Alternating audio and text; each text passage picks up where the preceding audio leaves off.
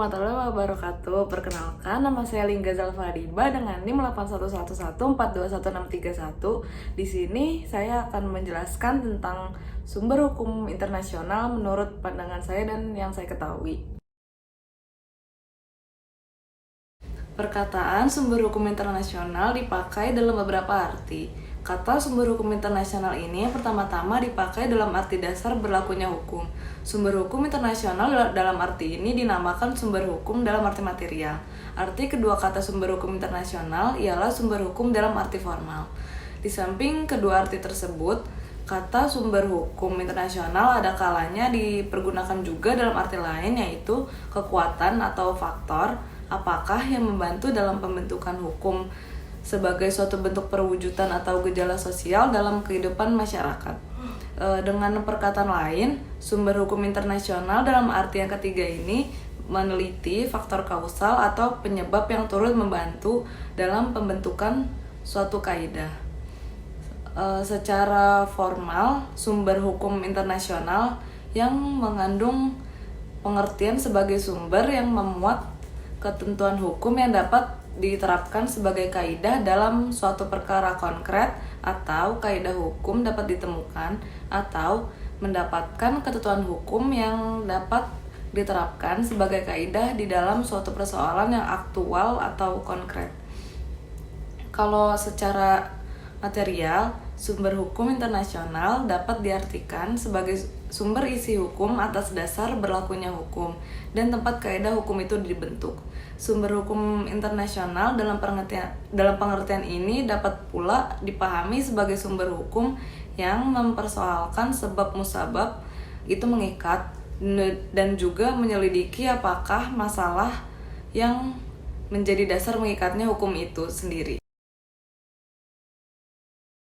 Menurut Joseph Gabriel Stark, sumber hukum material atau sumber hukum formal adalah bahan-bahan aktual yang dipergunakan oleh para sarjana hukum internasional untuk menetapkan hukum yang berlaku bagi hal-hal tertentu. Dalam kaitannya dengan hal tersebut, Stark mengemukakan sumber hukum material sebagai berikut.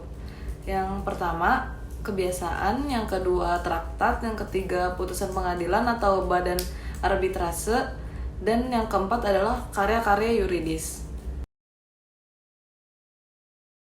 Sementara itu, menurut Mokhtar Kusumatmadja, sumber hukum internasional terdiri atas perjanjian-perjanjian internasional, kebiasaan-kebiasaan internasional, prinsip-prinsip hukum umum, putusan pengadilan, dan ajaran sarjana-sarjana yang paling terkemuka dari berbagai negara. Oleh karena itu, dapat dikatakan bahwa sumber hukum internasional dalam arti material dan sumber hukum internasional dalam arti formal merupakan masalah yang terletak di luar bidang ilmu hukum, yaitu ekstra yuridis. Sementara itu, sumber hukum internasional dalam arti formal merupakan kajian yang terletak dalam bidang ilmu hukum, yaitu intra yuridis. Sumber hukum internasional menurut para sarjana hukum internasional. Yang pertama, ada kebiasaan internasional, yang kedua traktat-traktat internasional, yang ketiga keputusan-keputusan pengadilan atau pengadilan arbitrase, yang keempat ada karya-karya hukum, yang kelima ada keputusan-keputusan atau penetapan organ-organ lembaga internasional. Sumber hukum primer dalam hukum internasional ada perjanjian internasional, kebiasaan internasional, dan yang terakhir itu ada prinsip hukum umum. Yang selanjutnya itu ada sumber hukum subsidiar dalam hukum internasional. Yang pertama ada keputusan pengadilan. Yang kedua itu ada pendapat para pakar hukum internasional yang terkemuka. Hubungan antara sumber hukum internasional primer dan sumber hukum internasional subsidiar.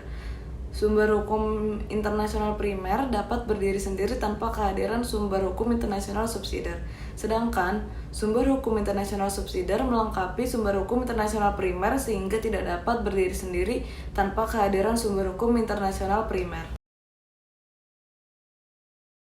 Menurut pasal 1 ayat 3 UU nomor 37 tahun 1999 tentang hubungan internasional, perjanjian internasional adalah perjanjian dalam bentuk dan sebutan apapun yang diatur oleh hukum internasional dan dibuat secara tertulis oleh pemerintah Republik Indonesia dengan satu atau lebih negara, organisasi internasional, atau subjek hukum internasional lainnya, serta menimbulkan hak dan kewajiban pada pemerintah Republik Indonesia yang bersifat hukum publik.